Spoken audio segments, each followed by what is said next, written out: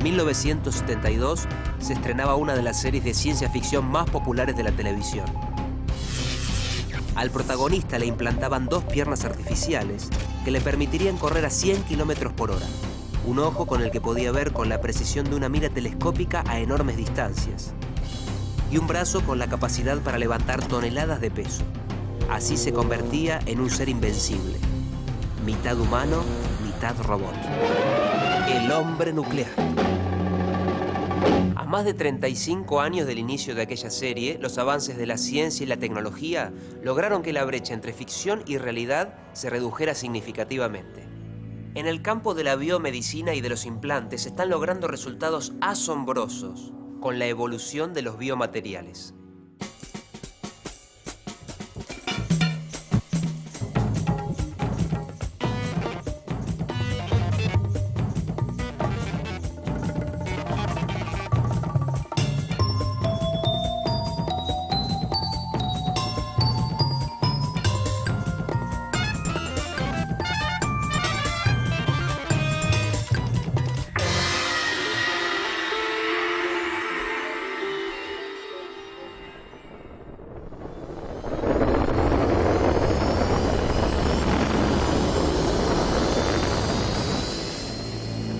¿Qué relación tienen los motores de un transbordador espacial con una prótesis de cadera? ¿O los rotores de una turbina eléctrica con una prótesis dental? Que en ambos casos están compuestos por el mismo tipo de material. Una aleación de titanio, aluminio y vanadio forma los motores de la nave y esta prótesis. Y una aleación de níquel y cromo, la prótesis dental y los rotores de las turbinas. Pero lo curioso es que estos materiales fueron desarrollados para usos industriales y después tuvieron aplicaciones no previstas en seres humanos. Es decir, se convirtieron en biomateriales. ¿Pero qué son los biomateriales?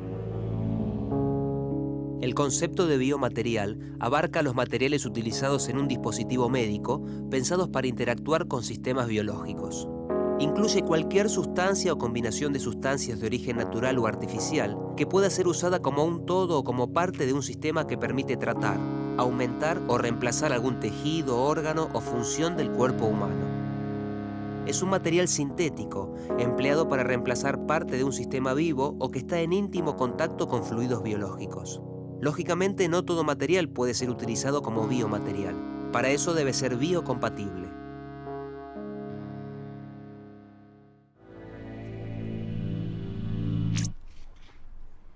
¿Qué es la biocompatibilidad? Para responder a esa pregunta debemos retroceder en el tiempo unos 9000 años. De esa época proceden los restos de un hombre hallado en Kennewick, estado de Washington. Según las investigaciones fue una persona alta, saludable, pero lo que nos importa es que vivió mucho tiempo con un involuntario implante. La punta de una flecha clavada en su cadera. Este caso demuestra la capacidad del cuerpo de relacionarse con algunos materiales extraños que pueden ser bien tolerados, y así nos acercamos a la idea de biocompatibilidad. La biocompatibilidad es la capacidad de un material para ser aceptado por el cuerpo, sin irritar los tejidos circundantes y sin provocar inflamaciones, reacciones alérgicas o enfermedades como el cáncer. La utilización de biomateriales avanza notablemente. Hasta hace poco eran materiales desarrollados para aplicaciones industriales, que además cumplían con requisitos de biocompatibilidad. Pero en la actualidad, muchos biomateriales son diseñados y procesados específicamente para aplicaciones en el campo médico. En 1938 se realizó el primer reemplazo total de cadera. Pero años después, la Segunda Guerra Mundial impulsó notablemente el desarrollo de nuevas técnicas quirúrgicas y ortopédicas.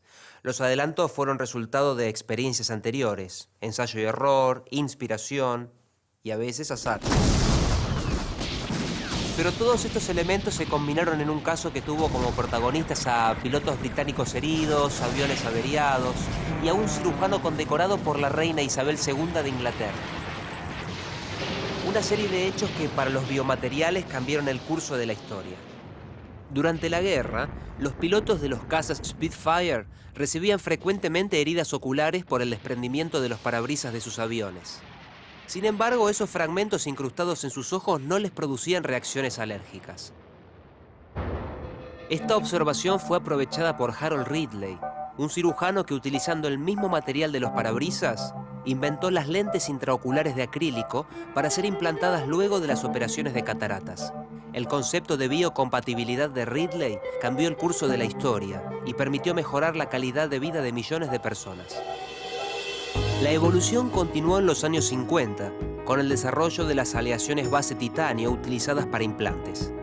Hasta ese entonces, el uso de acero inoxidable se había extendido a prótesis de cadera. En 1959, se utilizó el teflón para reemplazos totales de cadera y el polimetilmetacrilato como cemento para huesos. En los años 70, cobró auge el uso de materiales porosos para asegurar el crecimiento del hueso alrededor del implante, y en los 80 se mejoraron notablemente los materiales y las técnicas quirúrgicas. En la actualidad, numerosos equipos de investigación están dedicados a la ingeniería de los biomateriales. Según las Naciones Unidas, muy pronto habrá más personas mayores de 60 años que menores de 15. En 2050, 2 de cada 10 tendrán 60 años o más. ¿Qué impacto tienen estos datos en los biomateriales? El aumento de la esperanza de vida impulsó notablemente el desarrollo de biomateriales. La longevidad masiva plantea el desafío del mantenimiento de la calidad de vida, y esto implica que habrá una creciente necesidad de dispositivos biomédicos. Actualmente, más de 50 millones de personas tienen implantado algún tipo de prótesis. La evolución de las técnicas quirúrgicas también están permitiendo el crecimiento acelerado de la utilización de implantes y dispositivos médicos que deben trabajar en contacto con tejidos corporales. La combinación de estos factores impulsó la investigación y condujo a la aparición de una nueva disciplina científico-tecnológica, la de los biomateriales. Si a una persona se le aplicaran todos los dispositivos biomédicos utilizados en la actualidad, ¿qué porcentaje de su cuerpo sería natural y qué porcentaje artificial? La pregunta es difícil de responder, pero lo cierto es que las aplicaciones de biomateriales son muchas y muy variadas. ¿Por qué las figuras del cuerpo humano casi siempre son masculinas? Ahora está mejor. Bueno, muy bien, empiezo por la dama, aunque la mayoría de los dispositivos son indistintos. Algunos de estos dispositivos son prótesis de codo y de articulación de hombro, implantes maxilofaciales, marcapasos y válvulas cardíacas, implantes mamarios, discos intervertebrales, riñón artificial, piel, prótesis de tobillo, placas craneales, lentes de contacto e intraoculares, prótesis e implantes dentales, corazón y respirador artificiales, vasos sanguíneos, articulación y prótesis de cadera, de rodilla, ligamentos y suturas y tendones. A fines de los 80, historias como Robocop continuaron la idea del hombre nuclear. Pero a principios de este siglo, la ciencia y la tecnología dieron un paso más para convertir la ficción en realidad. En 2001, Jesse Sullivan, un electricista, perdió sus 2 brazos en un accidente. Hoy lo llaman el hombre biónico, porque con él se ha alcanzado un hito. La compleja prótesis implantada en reemplazo de su brazo izquierdo logró responder a las órdenes de su cerebro. El siguiente paso es lograr el tacto y la sensibilidad. Este asombroso brazo también es un ejemplo de aplicación de las 4 distintas clases de biomateriales: metálicos, cerámicos, poliméricos y compuestos. Una de las características de los materiales cerámicos es su dureza, pero también por eso se quiebran con facilidad. Su gran resistencia a altas temperaturas permite que sean utilizados como material refractario en hornos sin aplicaciones espaciales. La mayoría de los cerámicos son malos conductores de la electricidad. Por eso, los aislantes en líneas de alta tensión son cerámicos. Como biomateriales, se introdujeron en los 70 en dispositivos que no debían soportar cargas, como en el caso de la cirugía del oído medio, el relleno de defectos óseos en cirugía bucal y ortopédica, y el recubrimiento de articulaciones metálicas. Las cerámicas inertes producen una reacción mínima del organismo y llevan solo al encapsulamiento del material. Las más empleadas son la alúmina, la zirconia y el nitruro de silicio, que presentan una alta resistencia a la compresión y al desgaste y una inercia química casi total. En reemplazos de cadera se emplea la alúmina para fabricar la cabeza del fémur y la zirconia como esfera articular. Las cerámicas bioactivas producen un enlace químico directo con los tejidos y son muy empleadas para la fijación de implantes en el sistema óseo. La más importante es la hidroxiapatita, que es el componente fundamental de los huesos vivos. Se la emplea en recubrimientos de acero inoxidable o de titanio, en implantes óseos y dentales, y para reconstrucciones maxilofaciales. Otro grupo de materiales bioactivos son los denominados vidrios bioactivos, que se enlazan químicamente con los tejidos. Las aplicaciones de los vidrios bioactivos y vidrios cerámicos incluyen la cirugía del oído medio, la cirugía vertebral y la reparación de defectos dentales. Por su parte, algunas cerámicas son destruidas químicamente por el medio biológico, es decir, son reabsorbidas. Las aplicaciones incluyen implantes dentales, tratamientos periodontales, ortopedia, cirugía maxilofacial y otorrinolaringología.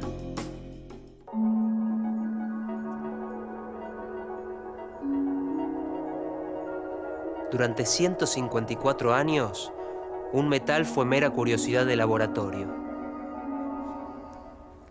Se trata del titanio, uno de los biomateriales metálicos que permitió al hombre conquistar el espacio y que provocó grandes avances en la medicina al mejorar la calidad de vida de millones de personas.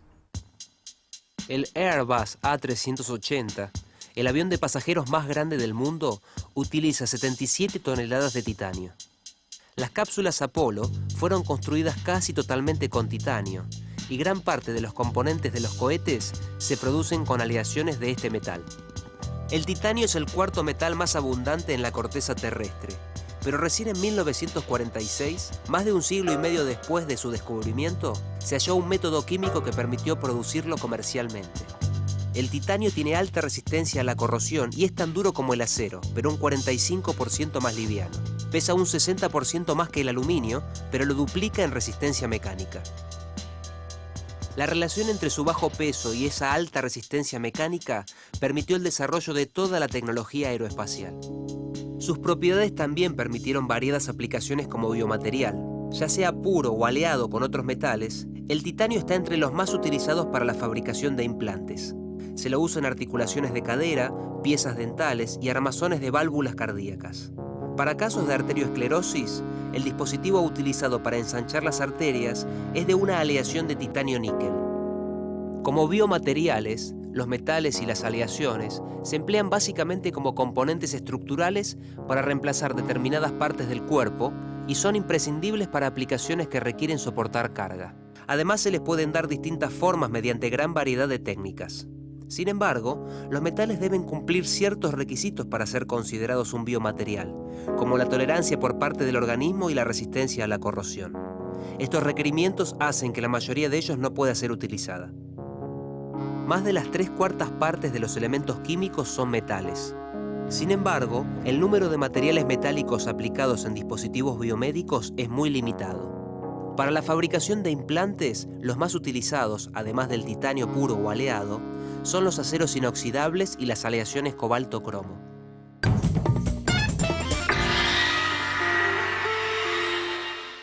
Cada dispositivo metálico difiere en su manufactura, pero se pueden citar los procesos genéricos para su fabricación.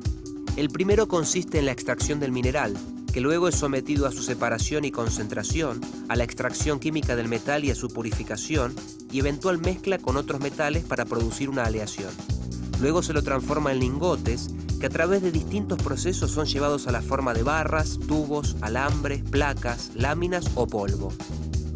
Las fábricas de implantes adquieren el material en alguna de esas modalidades y lo manipulan hasta darle la forma definitiva a través de pasos que dependen de la geometría del implante y de las condiciones de conformado y de mecanizado del metal. En general se realiza el fundido y colado de los metales por medio del método de la cera perdida, el mecanizado, la forja, procesos de fabricación a partir de la aplicación de presión y temperatura y una variedad de procesos de pulidos. Dado que no todas las aleaciones para implantes pueden ser procesadas de la misma forma, es necesario recurrir a distintos métodos de fabricación. Como parte del tratamiento superficial final, pueden aplicarse recubrimientos macro o microporosos que facilitan la fijación de los implantes sobre el hueso. Finalmente, pasos de terminación pueden incluir limpieza química y formación de películas protectoras mediante la inmersión en ácidos apropiados, tratamientos electrolíticos para remover impurezas y una esterilización.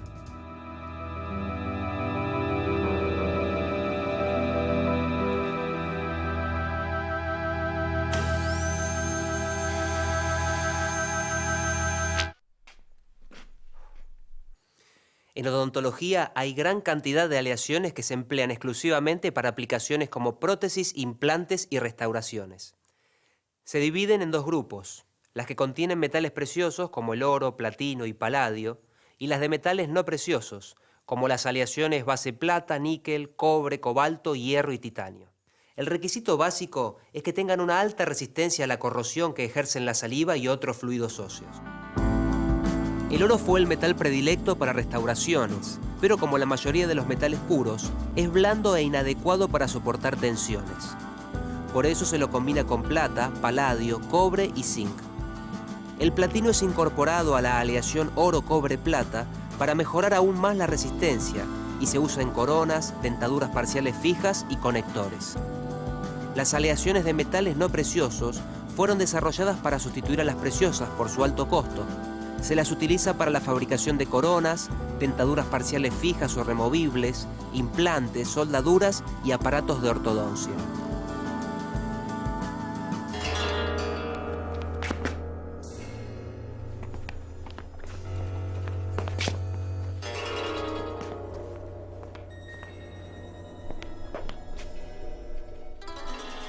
¿Qué relación existe entre un material mantenido en absoluto secreto por el gobierno estadounidense y que hoy es común en nuestras cocinas,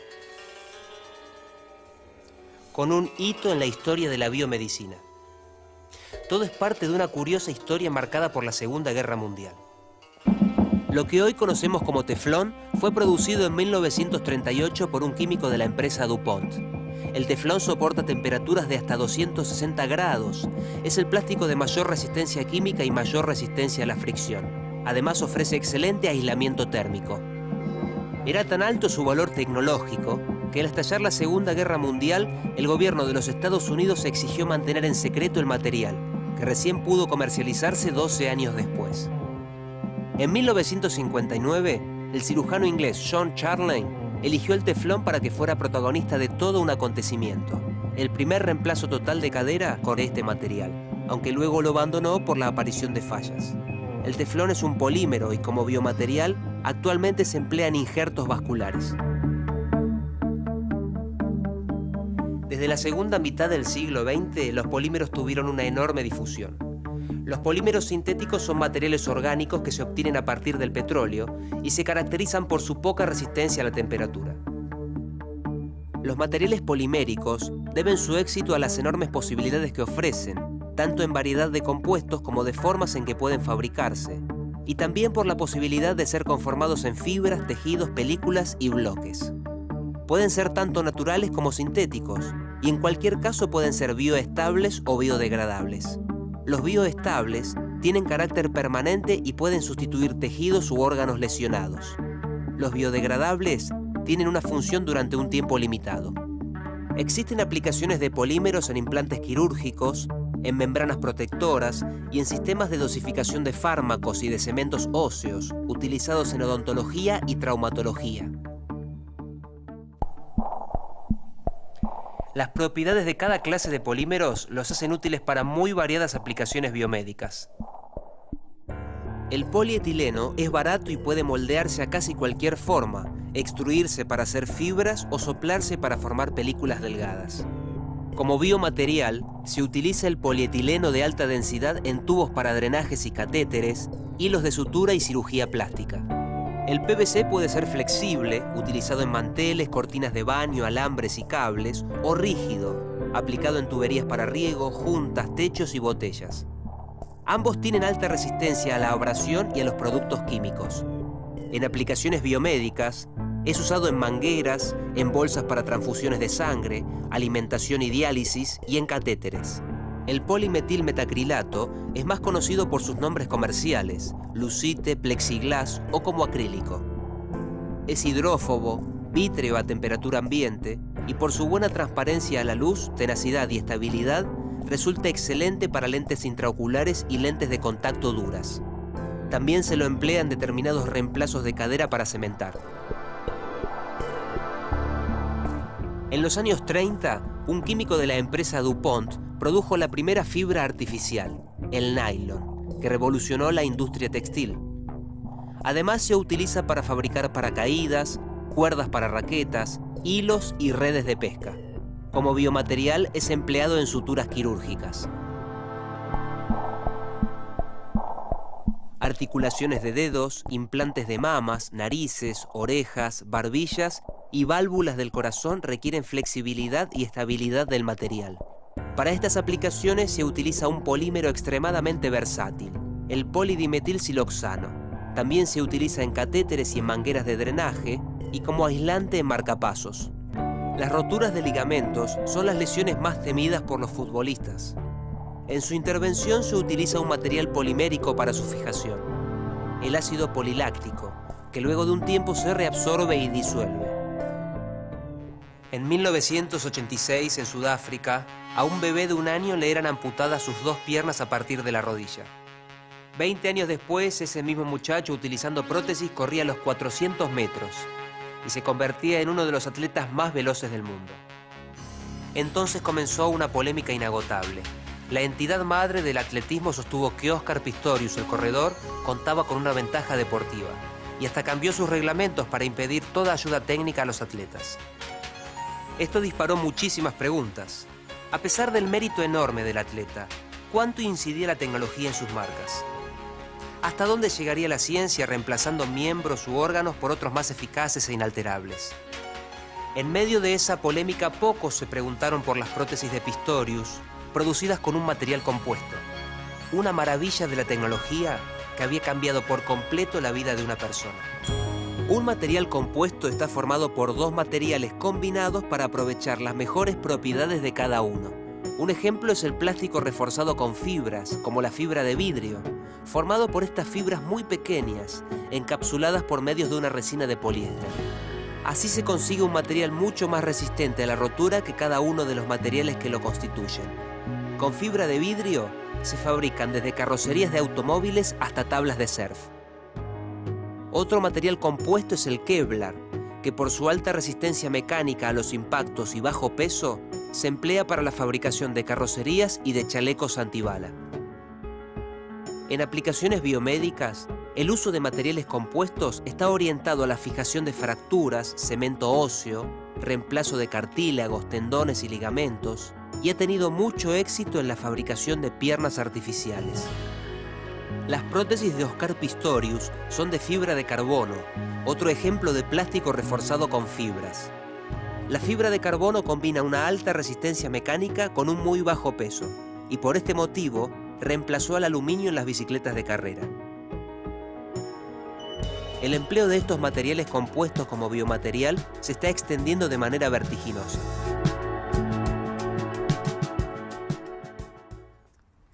En 1969, el cardiocirujano argentino Domingo Liotta y el estadounidense Denton Cooley implantaron el primer corazón artificial creado por ellos mismos. Desde aquel hallazgo, el trabajo conjunto de ingenieros, médicos, químicos, físicos, odontólogos y científicos impulsó enormes avances en el área de los biomateriales. Hacia el futuro, el desarrollo de nuevos materiales, sensores, órganos artificiales y la aplicación de la nanotecnología abrirán nuevas posibilidades y también nuevos interrogantes. ¿Hasta dónde llegará la ciencia en la creación de dispositivos biomédicos? ¿Cómo influirá en la calidad y expectativa de vida? Y por supuesto, ¿llegará el día en que el hombre nuclear deje de ser ficción para convertirse en realidad? Son preguntas que solo con el tiempo nos iremos respondiendo.